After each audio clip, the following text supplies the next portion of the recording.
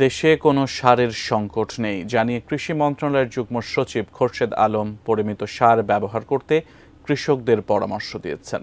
বুধবার সারের ব্যবস্থাপনা ও সরবরাহ সরজমিনা দেখতে নোয়াপাড়ায় যান খোরশেদ আলম। নোয়াপাড়া গ্রুপের সার সরবরাহ পদ্ধতি দেখে সন্তোষ প্রকাশ করেন তিনি।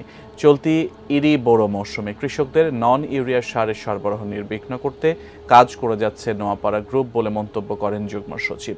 এ সময় তাঁর সঙ্গে ছিলেন অভয়নগর উপজেলা সহকারী ভূমি কমিশনার ফারুক হোসেন, কৃষি কর্মকর্তা লাভলি খাতুন সহ কৃষি সংশ্লিষ্টরা।